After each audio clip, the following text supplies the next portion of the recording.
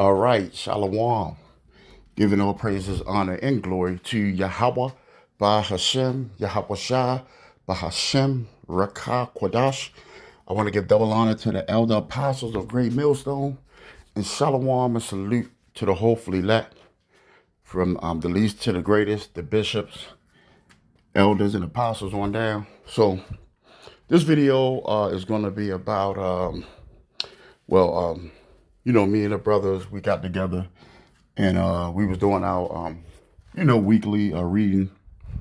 And we went over the story. We was focusing on Genesis chapter, right? Chapter around a 42nd chapter, 42nd chapter.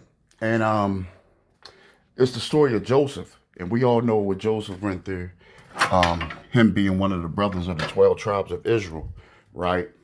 And what happened was, to make it, to shorten the story, his brothers had sold him off to the Egyptians, right? And so he ended up prospering when he got to Egypt. Of course, a lot of us know about what happened during the story. While Joseph was in Egypt, he made Egypt great. I mean, he gave, well, that's because the Lord was dealing with Joseph. The Lord was on Joseph's side. So he was able to help the Egyptians out and surviving a famine. And for that, basically he could see the future. He was a prophet. And some of the Egyptians, they were having dreams, and Joseph was the only one that could interpret the dreams. And he saved the Egyptians from falling as a nation, because they could have easily fell after that famine, But so anyway, the Pharaoh made Joseph like a president or a governor over the whole Egypt. So he was like basically a ruler, a pharaoh. He was a king he was the king of Egypt. And what happened was, for this particular video, I'm gonna go into that story, And this whole thing about this video is, sometimes we'll have to suffer wrongfully, because that's what happened in Joseph's case. He suffered wrongfully, and in the end, he ended up breaking through that tough storm and being able to prosper. And he was all right at the end of the day. The Lord was with him, and he was good. But sometimes we're gonna have to go through those stormy situations. And where does those stormy situations come from? Well, let's go to the scriptures. We're gonna come back to Genesis 42, right? So let's get 1 Samuel 2:7. It says, the Lord maketh poor and maketh rich. He bringeth low and lift up. He raiseth up the poor out of the dust, and lift up the beggar to the dunghill, to set them among princes, and to make them inherit the throne of the glory. So that's what happened in Joseph's case, as well as Moses. Now, Moses' case was sort of similar to this incident, but let's go back to Genesis, right? 42 chapter.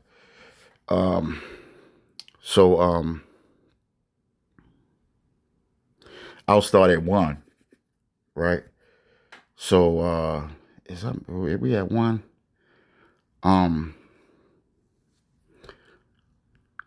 It's not at 42. It's at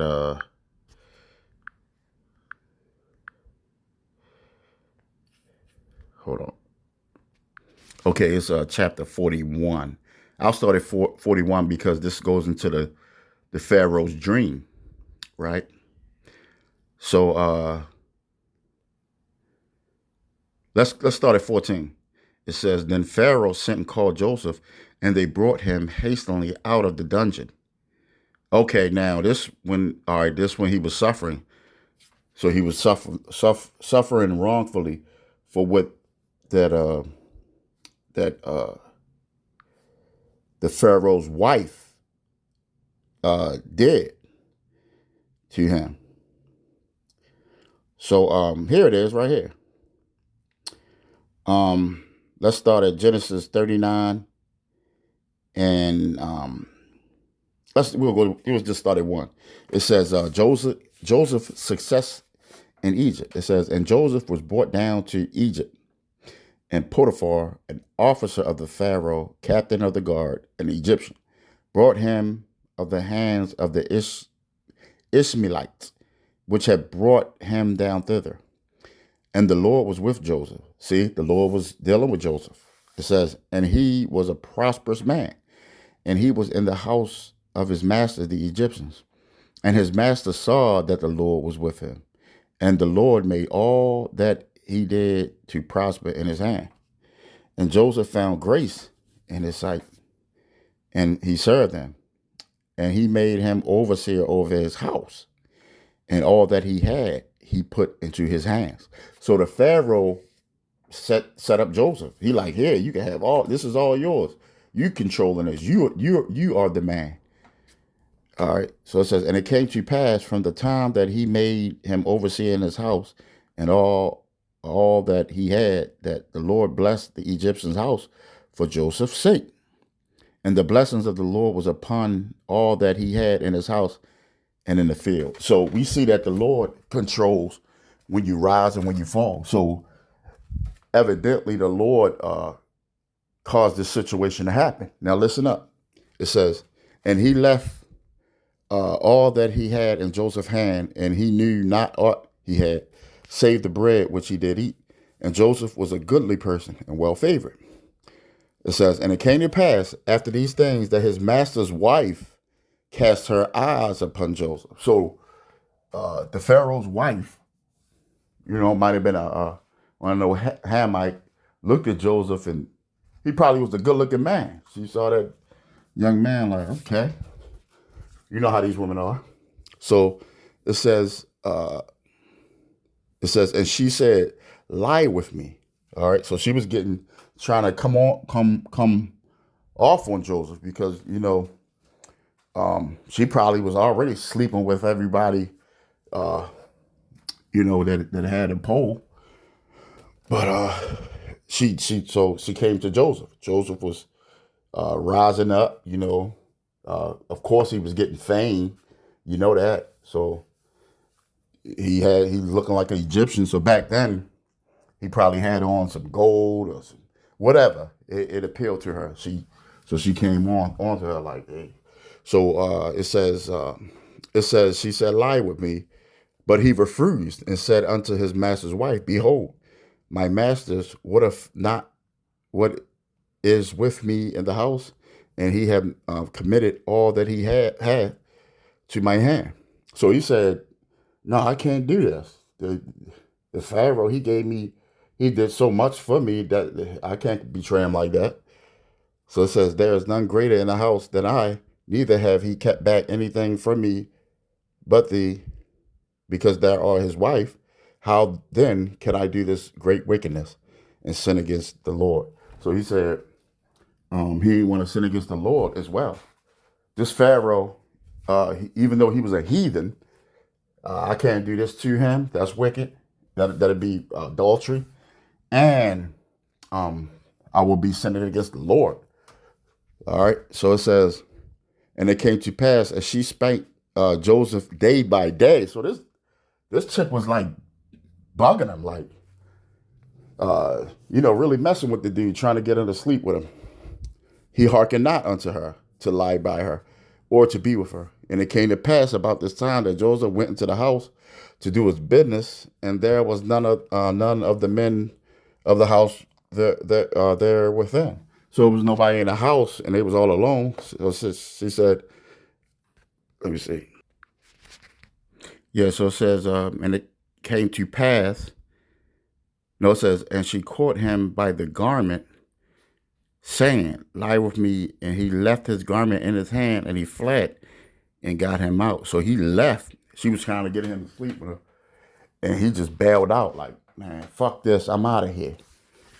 So it said, and it came to pass when she saw that he had left his garment in her hand and was fled forth, that she called unto the men of her house, and spake unto them, saying, See, he hath brought in a Hebrew unto us to mock us, and he came unto me to lie with me, and I cried with a loud voice. So she was a conniving, evil bitch. She lied on him and said that he was trying to get with her, as a lot of these women do. These modern day, they do it now. They'll lie, they'll come on to you, and then you won't give them no play, and then they'll go and say you try to, get with them. So she was just being a evil woman, right? So it says, and she spake unto him according to these words, saying, The Hebrew servant which thou hast brought unto us came unto me to mock us. And it came to pass, as I lifted up my voice and cried, that he left his garment with me and fled out. So all this, so to make this a little shorter, all this, they had, by this incident, they locked him up, as it says it says Joseph for prison. So we're going to read a little bit more. It says, And it came to pass, when his masters heard the words of his wife, which she spake unto them, saying, After this matter did thy servant to me, that his wrath was kindled. Right? So the wife said that the wife basically lied. And so the Pharaoh got mad. He believed in his wife. It says, And Joseph's master took him and put him into prison, a place where the king's prisoners were bound, and he was there in the prison. But the Lord was with Joseph. See, so to make all this short, the Pharaoh got mad. Basically, he suffered wrong because Joseph, he didn't do anything wrong. She lied, so she got the Pharaoh ended up putting Joseph in jail, right? But in this story, we see that the Lord was making all this happen.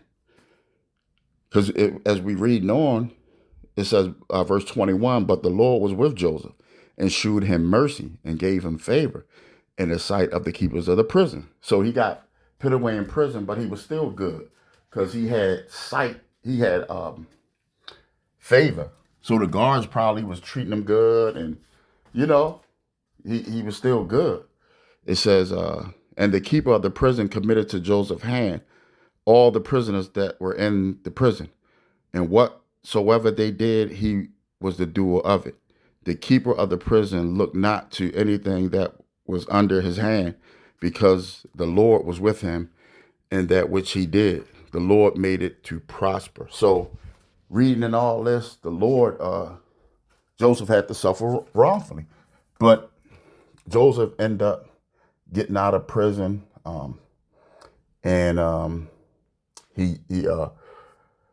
some of the Pharaoh's men were having dreams, and he was the only one able to interpret the dreams, and they end up putting him right back in his spot, and he prospered even more. So so to sum this up, the summary is sometimes we have to suffer wrongfully, and the Lord might be just testing us. He might be putting it through a test. This could happen, during your everyday life, throughout your work day, even in the truth. Sometimes we will have to suffer wrongfully, but don't break character, or just keep the faith and keep it moving, and just rely on the Lord, and you'll come out righteous at the end if you were really faithful to the Lord. If you stay faithful to the Lord, you can't lose, no matter what he'll put you through, or what you'll have to go through. Because as we see in this incident, Joseph had to suffer, but guess what? He got right back on top. And guess what? This story happens all throughout the Bible, all throughout the scriptures. What about Job? That's another case, Job. So that's what we'll be facing in these last days. So this could happen to any of us brothers, this incident. I'm sure it happened to some of us brothers before, but as long as we have faith in the Lord, we can't lose. So I hope this was edifying to the body. Till again, shalom.